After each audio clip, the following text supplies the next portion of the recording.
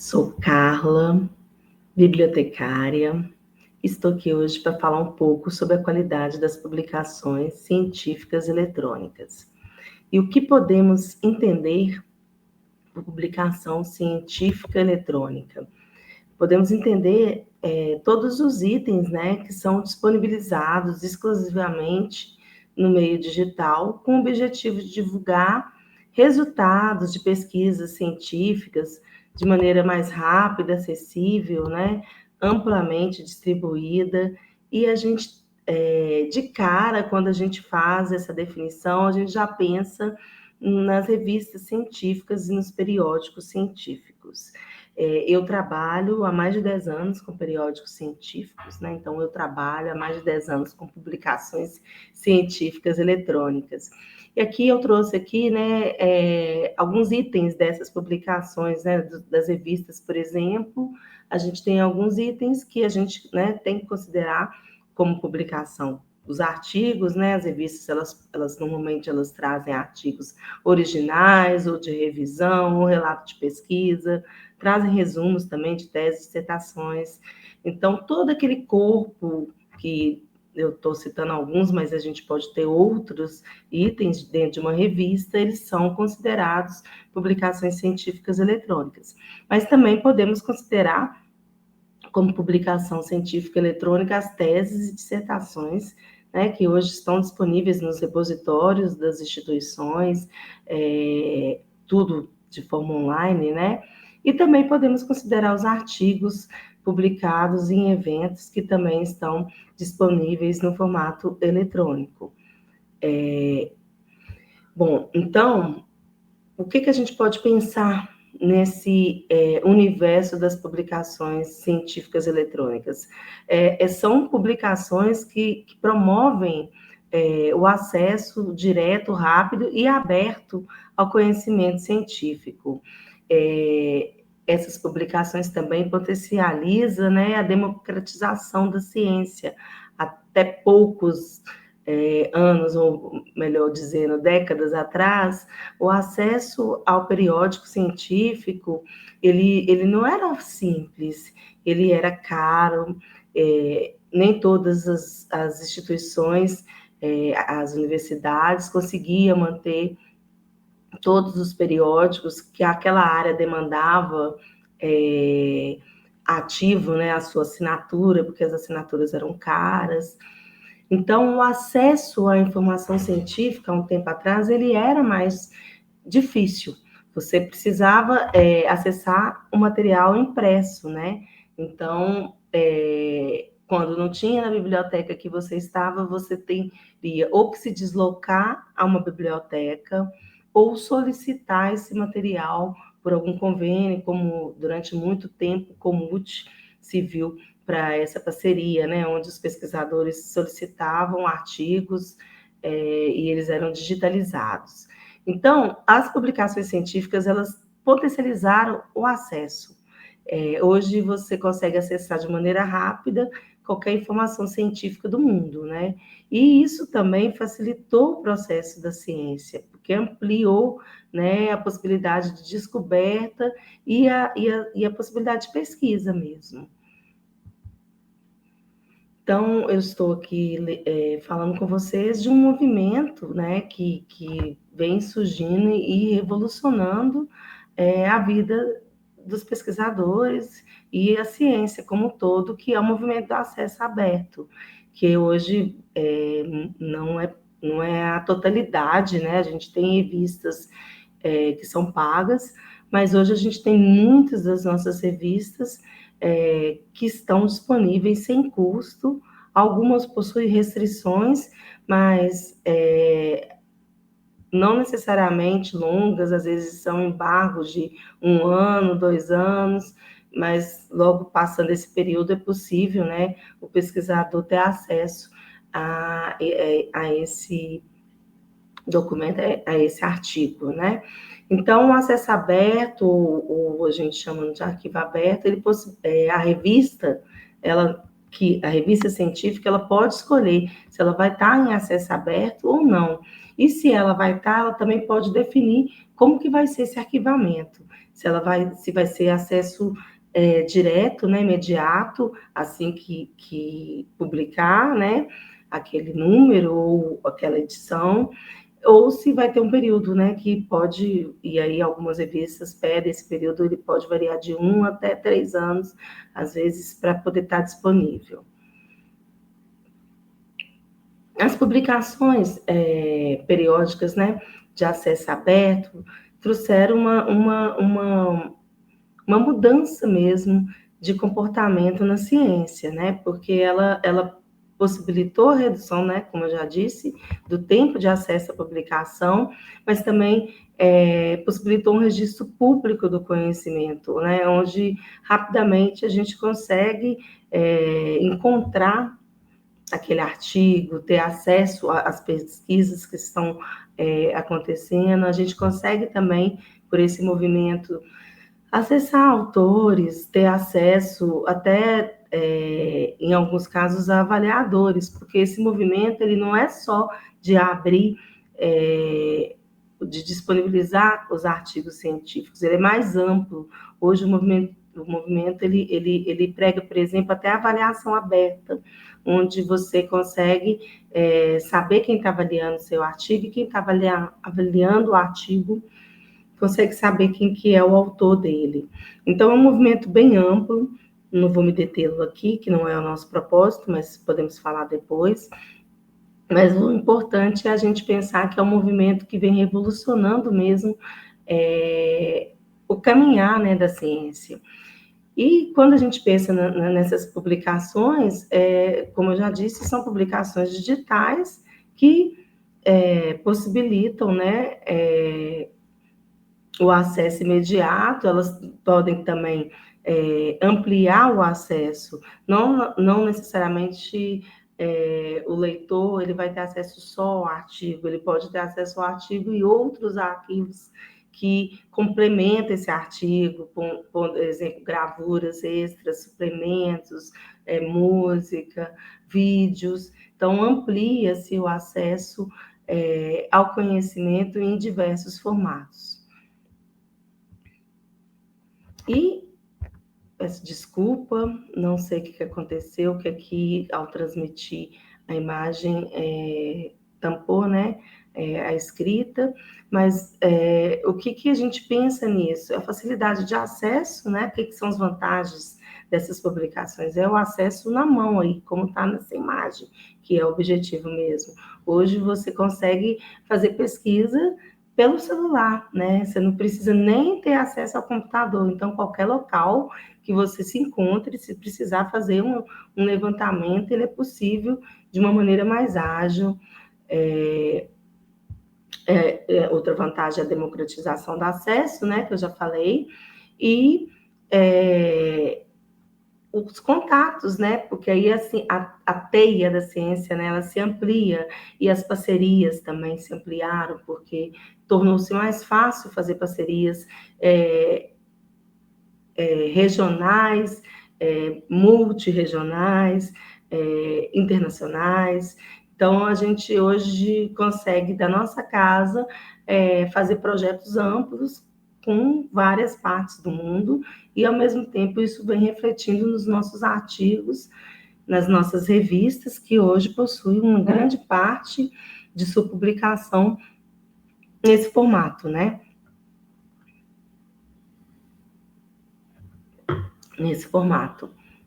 Então, mas nem tudo é só vantagem, né? Temos desvantagens também nesse formato. Às vezes, a dificuldade de ler, né? Muitas pessoas gostam do papel, né? De sentir o papel. E a principal que eu vejo é a questão da rede, né? A dependência da rede. Tá tudo bem, você está pesquisando, acabou a luz, acabou. Se você não tem outra estrutura de manter aquela energia, você não tem como continuar a leitura. E uma outra questão que também é bem desafiadora desse universo é a integridade das publicações. Do mesmo jeito que a gente tem vários estudos que mostram o que precisa para ter uma revista de qualidade, hoje a gente também já tem os estudos mostrando o que são as revistas que não possui qualidades que não são íntegras, né? E então a gente tem que tomar esse cuidado nesse formato, porque é mais fácil burlar algumas questões nesse formato também. E falar de qualidade de publicações científicas, eletrônicas ou não, é muito amplo, gente. Então, aqui eu vou fazer um recorte com algumas ideias, né? Ideias e práticas de estudos científicos, porque a área de qualidade, ela vem sendo desenvolvida desde a década de 60, então tem vários estudos de qualidade, inicialmente com os periódicos impressos, depois começamos a ter estudos com periódicos impressos e online, e hoje a gente tem mais estudos, né, pela própria migração, com os periódicos online. Mas pensar em qualidade é um aspecto complexo, porque você não tem como falar de qualidade sem definir que critérios você está olhando, porque como é muito amplo, você pode olhar a qualidade por diversos olhares, vamos dizer assim. Então, pelos papéis que você, né, exerce, você vai ter um olhar diferente sobre a qualidade das publicações científicas. Se eu sou um autor, eu vou procurar uma revista que atenda, né, alguns critérios de qualidade, mas eu vou com um olhar de autor. O que hoje eu, enquanto autor, sei que pode ser a qualidade, que pode me demonstrar a qualidade de uma revista? O Qualis, né? O Qualis, que é um sistema que foi criado pela CAPES para avaliar os programas de pós-graduação, mas que aqui no Brasil ele é muito utilizado para avaliar a qualidade, né? Porque ao avaliar os programas de pós-graduação, precisa se avaliar a publicação desses programas, e aí a gente tem o Qualis periódicos. Então, muitos autores, eles acham que qualidade é ter Qualis.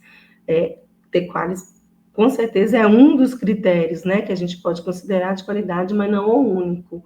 Então, o autor ele precisa estar antenado dentro da área do conhecimento dele, o que mais ele precisa considerar ao escolher, né, uma revista para submeter seu artigo. Agora, se eu sou editor, gente, o leque, ele amplia mais, né? Eu preciso estar atenta a várias questões. Eu preciso pensar na sustentabilidade da revista, eu preciso pensar nos critérios éticos, né? Eu preciso pensar em como atender os critérios dos indexadores, em manter essa publicação em dia. Então, são vários aspectos que o editor tem que estar atento, em ter um grupo de avaliadores, que manter o prazo da avaliação, para não atrasar, né, a publicação. Então, são vários aspectos que o editor tem que estar atento quando ele pensa em qualidade das publicações. E quanto avaliador, é outro olhar, né? Eu quero ver se essa revista está em dia, eu quero ver se ela é indexada, eu quero ver se ela tem boas práticas. Então, dependendo do papel, eu vou ter critérios diferentes, com propósitos diferentes, né? Então, eu posso fazer um estudo olhando aspectos internos daquela publicação, verificando se ela está em dia, a periodicidade, o fluxo editorial, como eu também posso olhar aspectos externos, se ela está indexada, se ela tem audiência, se ela tem fator de impacto. Então, o olhar, ele precisa ser definido quando a gente pensa num estudo, e eu, enquanto bibliotecário, que posso vir trabalhar ou como revista, ou como uma avaliadora, eu também tenho que pensar nessa diversidade de critérios que existem e o que eu preciso trabalhar naquele momento, qual que é o meu foco, qual que é o meu olhar. Então, eu posso olhar o processo da revista, que aí vai envolver equipe editorial, conselho editorial, toda a gestão da publicação, como eu posso olhar só o resultado, como que essa revista está, qual que é a audiência dela, qual que é o JCR, se ela tem fator de impacto, se ela tem métrica, se ela tem uma boa visibilidade, se ela é muito indexada. Então, esses olhares precisam ser definidos quando a gente está pensando em qualidade.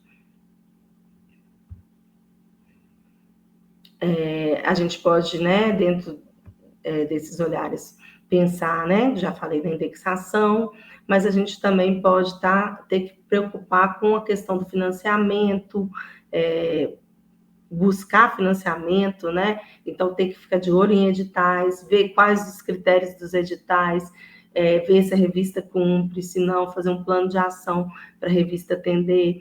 E o impacto, como eu já falei, também é um outro critério que deve ser considerado. Como também posso, né, olhar critérios dos indexadores, o que eu quero avaliar. Então, eu preciso definir, na verdade, quais são os meus parâmetros. Eu posso definir que eu vou só avaliar a revista enquanto gestão editorial, eu posso definir que eu vou fazer uma avaliação para poder tornar a revista apta a indexadores. Então, eu preciso definir qual que é o meu propósito e deixar claro quais são os parâmetros. Eu vou fazer uma avaliação de uma revista, de duas, quais são os critérios que eu vou definir para essa avaliação, quais são os indicadores dentro desses critérios que eu vou pontuar, quem que vai avaliar. Então, como avaliar? Isso tudo são questões que a gente precisa ter claro quando pensa em estudo de qualidade. Os estudos de qualidade, em grande parte, eles trabalham com esses critérios, né, gente? Os estudos de qualidade, desde a década de 60, eles vêm trazendo que para uma revista ter qualidade, ela precisa ter uma boa revisão por pares, então tem que ser uma revisão que não atrase, os avaliadores precisam cumprir esse prazo, boa prática, a revista divulgar a lista de avaliadores. Então, já falei da questão, né, da revista ter que atender a questão das métricas. Muito importante quando a gente pensar na questão das métricas, a gente lembrar, né, que as métricas, elas visam o quê? O impacto, né, a visibilidade, a relevância, a influência dessa revista, desse artigo, do autor. Então, isso é considerado. E aí a gente tem algumas métricas, por exemplo, quando a gente pega a base de dados Scopus, a gente tem lá uma métrica que é o Site Score, que ele vai avaliar a média das citações recebidas por um artigo nos últimos 4 anos. Então, essa base de dados, né, ela é da Elsevier e ela é atualizada anualmente. E a cobertura dela ela é um pouco maior que a do JCR, por exemplo.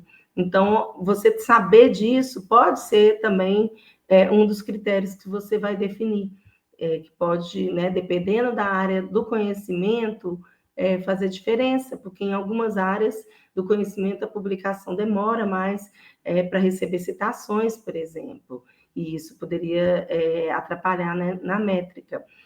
Agora, se a gente pensa na base de dados Web of Science, a métrica que a gente vai encontrar lá é o JCR, e é a mais conhecida, né? Mais antiga também, e é produzida pela Clarivate, né? Analytics, e ela calcula o número médio de citações recebidas por um artigo nos 2 anos anteriores.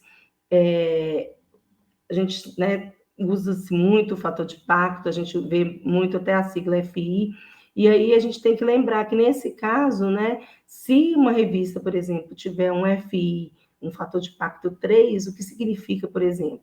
Significa que os artigos dessa revista foram publicados e no período, né, de 2 anos, e foram citados em média 3 vezes nesses 2 anos, tá? Então, os artigos publicados eles foram citados, em média, 3 vezes num período de 2 anos, que é o período coberto pelo JCR. E aí a gente tem outras métricas, a gente tem o índice H, né, que vai medir a produtividade e o impacto do autor do periódico, que é calculado pelo Google Scholar, mas também pode ser calculado pela Scopus e pela Web of Science. E a gente tem uma métrica, gente, que está sendo muito utilizada agora e vai ser muito mais, eu acredito, né, muito mais alvo, assim, né, das revistas agora, por conta do Qualis, que mudou, né, que eu vou falar daqui a pouquinho do Qualis, mas a gente tem a altimetria, as métricas alternativas, que elas avaliam o impacto social da revista, o impacto digital, e ela olha o quê? Ela olha menções em redes sociais, blogs, repositórios, ou seja, ela avalia o engajamento público e acadêmico. É uma forma alternativa de avaliar. E falando em Qualis, né, já falei um pouquinho, né, do Qualis periódicos, mas o Qualis ele acaba de passar por uma nova mudança, é importante lembrar. O Qualis, durante muito tempo, ele avaliava a revista, agora, a partir desse ano até 2028, que vai ser o primeiro quadriênio, que nós vamos ver essa mudança. Além da revista, ele vai avaliar os artigos. O foco agora vai ser a avaliação de artigos, tá? Então, há uma mudança, porque agora antes a gente preocupava na avaliação da revista, e aí dentro de uma revista poderia ter artigos muito bons, mas artigos às vezes não tão bons e ganhavam a mesma métrica. E agora a gente vai ver uma mudança, porque dentro de uma revista a gente vai ter artigos ganhando uma métrica, um Qualis, desculpa, maior, e dentro da mesma revista, artigos ganhando um Qualis menor. E aí, para avaliar isso, gente, tem 3 procedimentos que foram desenvolvidos pelas áreas do conhecimento, elas vão definir, na verdade, a gente ainda está aguardando a definição dessas áreas, mas elas podem avaliar de 3 modos, 3 procedimentos, esses artigos. E pode haver até avaliação, né, um dos procedimentos é avaliar os fatores de impacto, as métricas, né, o JCR, Scopus, mas também é possível avaliar as altimetrias. Por isso que eu acho que agora a questão da altimetria vai ser muito mais valorizada. E tem uma liberdade, dependendo da área, dela criar critérios específicos para avaliação daqueles artigos. Então, a gente ainda precisa aguardar a formalização dos documentos de áreas para a gente saber cada área do conhecimento, o que realmente vai ser considerado nessa nova avaliação. A revisão por pares, gente. A revisão por pares é uma maneira de avaliar, né, a revista.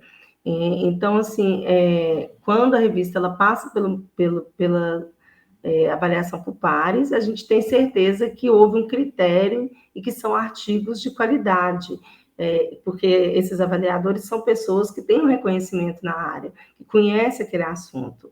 E durante muito tempo essa avaliação ela era considerada sigilosa, né? O autor não poderia saber quem que era o avaliador e vice-versa. Então, a gente tinha uma avaliação mais, né, utilizada duplo cega. E agora a gente vê outros formatos acontecendo nesse processo da avaliação, como eu já comentei, que dentro do movimento, né, da Acesso Aberto já existe algumas avaliações sendo abertas. Fato de pacto eu já falei um pouquinho, né? Ele é criado, o JCR, que eu falei que é mais antigo, vocês podem ver aí, que ele foi criado em 1972. Então, ele é o mais conhecido, né? E é uma maneira de avaliar aí a qualidade das revistas, mas lembrando que só vai ter JCR as revistas que forem indexadas na coleção principal da Web of Science, tá? Porque a Web of Science tem algumas revistas que são indexadas, mas que não estão na coleção ainda principal. Elas estão quase, elas estão no radar, mas se elas ainda não entraram nessa coleção principal, elas não possuem JCR. Falei do Qualis, né? Comentei que vai mudar agora. O que está vigente ainda, enquanto não sair, né? A nova documentação é esse Qualis aí de 2017 2020. Mas a gente está aguardando aí as novas mudanças. Comentei da altimetria, acabei falando, né, no slide anterior. E aí eu queria falar um pouquinho agora com vocês dos aspectos formais, né, que também é um critério de avaliação, né. Então, a gente tem estudos que trabalham a avaliação nesses critérios formais, que são o quê? São as normas de publicação, que podem ser nacional ou internacional.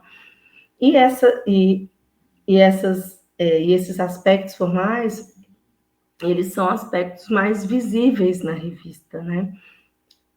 Eles são aspectos que a gente consegue olhar nas normas editoriais, nas regras de submissões, na página principal da revista, né, na estruturação dos artigos.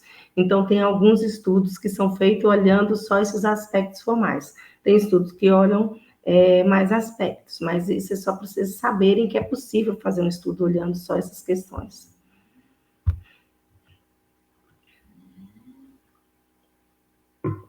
Alguns estudos já avaliam os aspectos intrínsecos, ou seja, são os aspectos ligados ao conteúdo do artigo. Esses estudos eles são mais complexos, né? Porque para avaliar um aspecto de conteúdo tem que ser um especialista, para você saber se aquele conteúdo está legal. Lembrando que as revistas passam por avaliação já de especialistas.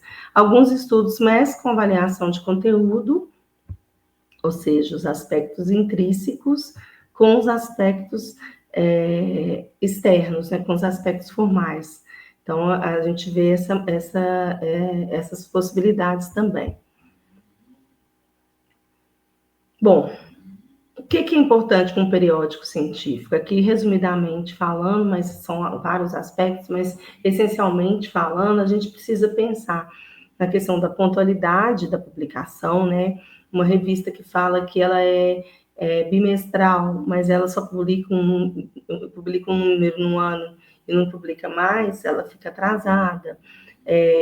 Não existe um consenso ainda, gente, se o atraso de uma publicação ele pode ser considerado fora o período daquela periodicidade. Por exemplo, se eu falo que a revista é semestral e ela é publicada de janeiro a junho, né?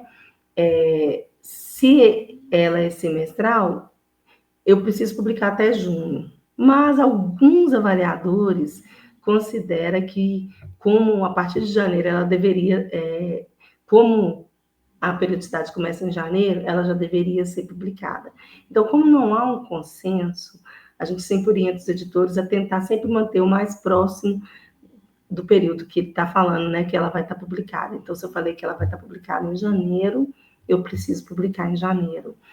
Por que isso? Por que esse cuidado? Por causa dos avaliadores. Como a avaliação de periodicidade, por exemplo, é bem subjetiva, eu posso ter interpretações diferentes. Eu posso ter avaliador que considera que uma revista semestral, que deveria ter colocado já os seus artigos em janeiro, não colocou em junho, ela atrasou.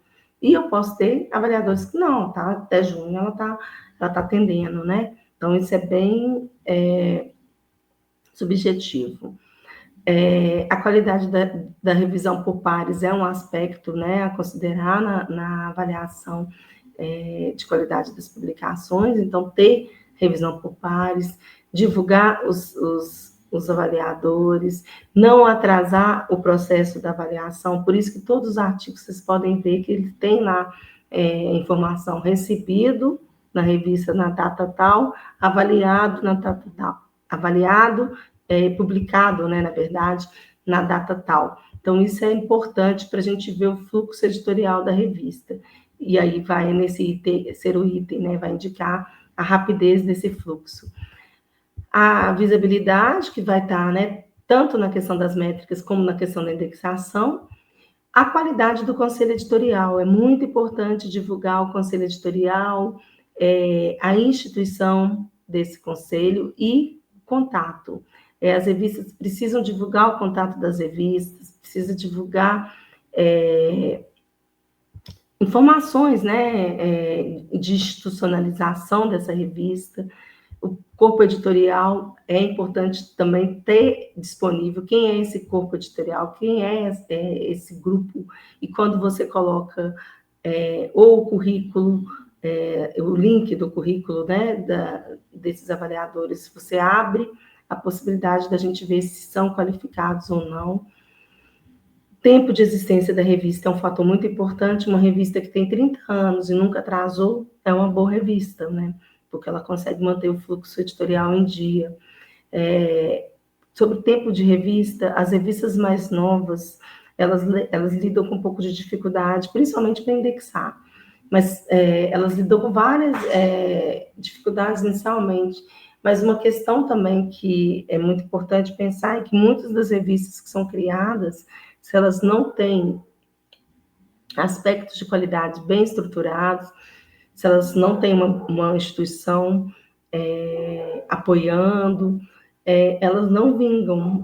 Acontece com as revistas o mesmo que acontece com as empresas. Normalmente, se elas não têm uma estrutura, com menos de 3 anos, elas não conseguem se manter.